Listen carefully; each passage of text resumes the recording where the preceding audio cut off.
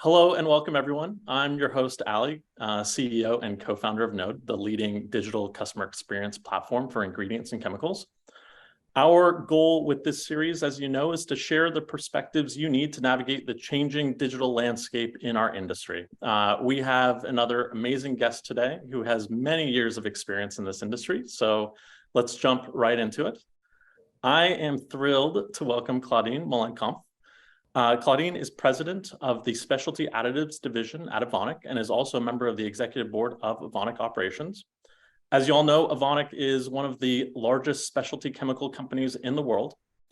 And while Evonik may not manufacture the tires, mattresses, or medications, Evonik's products make tires more fuel efficient, mattresses more elastic, and medications more effective. They're one of the best at what they do, and I'm so glad to have Claudine join us today and share a little bit more about her story. Claudine, welcome. Thank you so much for making the time. It's always a pleasure to spend a few minutes with you. Before we jump into a quick conversation, is there anything else you want to share about your background or Evonik? I mean, you made a very nice introduction about Evonik, and it's in fact summarizing the purpose we have defined. So it's leading beyond chemistry and to improve life today and as well as tomorrow. And this is exactly what you make with a couple of examples you gave about the mattress and the tire. That's us. We are a company which is based in Germany. However, we have 33,000 employees, over 100 countries in the world, and we have 4 divisions, and I'm leading one of them, the Specialty Additives, which finally the Specialty Additives we are selling, they are making all the end product that our customer more valuable, more durable, more energy saving as well, and simply better. That's what we are doing with our 3,800 employees at Specialty Additives. Amazing. Thank you for the additional context. And before this started, I think I heard you give me an invitation to come visit you in Essen. So I'll take that up on it. Or maybe I just invited myself. I'm not sure. Okay, let's jump right into our 3 questions. The first one is, we're seeing more and more suppliers increase investments in their digital capabilities, especially related to customer-facing initiatives. What is the biggest opportunity you see for Evonik when it comes to these customer-facing digital projects? Just so you know, there are previous guests that have touched on digitizing product catalogs. They've talked about increasing customer reach, engaging more customers online, or maybe even building, portals to lower the cost of managing customers, as just a few examples. But from your perspective, what are some of the biggest opportunities that you see within Evonik? I mean, there are 2 aspects of all these efforts we are able to do in automatization and digitalization. You are speaking about the customer interaction, but let me speak potentially first of another aspect. Is simply that in essence, for a chemical company, or in general for the chemical industry, digitalization or automatization has generally one main purpose.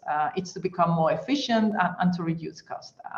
This is visible in everything what those companies are that we are also doing, automatization of production, of maintenance, enhancement of our order to cash process, enhancement of the forecast to produce process, and things like this. However, at Evonik, and maybe that's one big difference with other companies, we do see a lot of additional aspects apart from just sheer efficiency gains.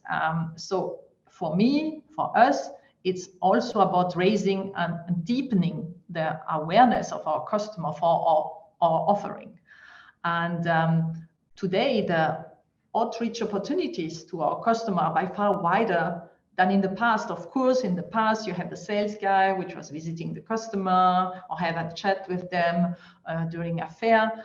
But in the meantime, in order really to present your offering or to help your customer to become better in their product, it's more type of, let's say, 360 degree contact around the customer. And this matrix, this development, let's say, is by far going beyond just good market data and excellent customer intimacy.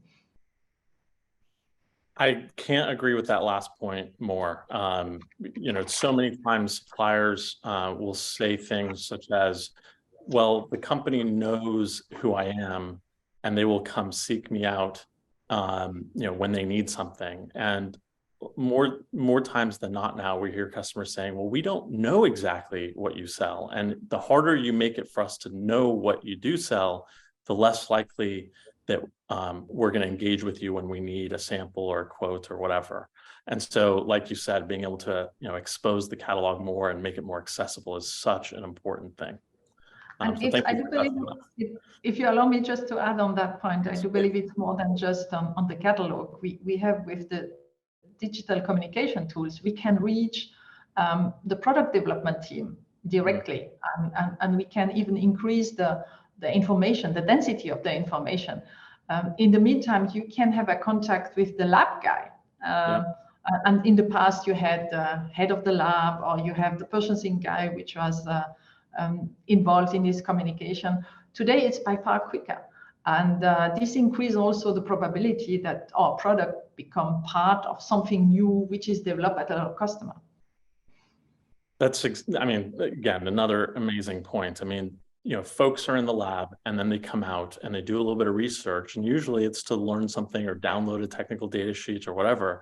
And to be able to engage them at that point where they're in their discovery process, that's that's the perfect time, because otherwise it's so hard as a supplier to get into the lab. But that's the opportunity, because now they're out of the lab and they're in your virtual trade show booth. Yeah. And so again, can't agree with that more. And on that point, go ahead. Were you about to mention something? No, what I wanted to say is that is happening since a couple of years, but we should not forget there's still the, let's say, the older way. Important is to touch everybody. So it's really the 360 degrees. So we are involved on all the way. The connection needs to happen on several levels. Correct. It's no longer the days of, one or two salespeople calling on an account. It's making everyone accessible within your organization. Okay, so on that point, we've heard from many suppliers that they believe the expectations of their customers are changing. What trends have you seen at Evonik, and how does your digital strategy help you meet those changing expectations? I'm not ultimately convinced that, or at least I do not feel that the customer expectations are changing that much. I do believe that all the customers are very often looking for similar information, or for similar improvement, or for similar process. And it is really, in the meantime, become understanding, or common understanding, that the digitalization of marketing and sales ultimately translates in value for the customer.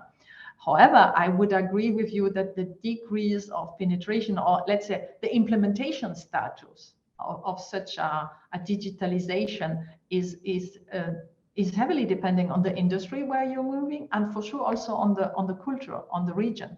That has so potentially that might explain that some customers have, as you said, different expectations, but I do see that more as a degree of implementation, which is different. But the expectations in general are pretty similar. Thank you so much for sharing all that. It's a slightly different perspective than others, but I do completely understand what you're saying, and I can't disagree with it. Now, moving on to the last question, as everyone is aware, 2023 is not like 2021. There are some market headwinds right now.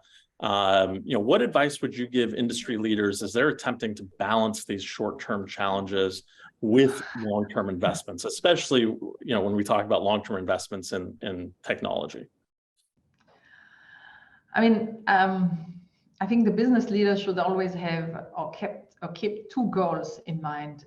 It's all about optimizing today and be prepared for tomorrow, for the future. So in the chemical industry, we are, at least at Evonik, we do have a lot of products which are produced in let's say in technology, in assets which need also optimization as of today, and where we need to make decision on capital expenditure on long-term technology investment to generate a competitive advantage in the future. So that's on one hand optimization of our assets and also prepared for the future. And this is also valid for our business process, optimizing the current supply chain after the nice disruption we had on the logistic for 2 years almost, and prepare the new digital solution. I mean, on the supply chain, on the logistic, we learned that it's important to track our container because for a couple of weeks or even sometimes 2-3 months, we were not knowing in which harbor our container are landing. So also in our order to cash process, in our forecast to produce process, in our relationship with our customer, a lot of things are changing, and we can optimize today and need to be prepared for what's upcoming for the next year. But for me, what is also important in all that is to be realistic about what can be the targeted outcome, or what is reachable with the organization you have, because change management is key as well, to motivate our team so that we can really be prepared for the future when it comes to new digital process to bring our offering on the market, or when it comes to new production process in order to be able to produce competitive product for our customer. Yeah. How much time do you guys spend internally talking about, the headwinds and whether now is the time to be investing, or we should sort of hunker down, wait until better times in order to be able to invest in some other long-term investment?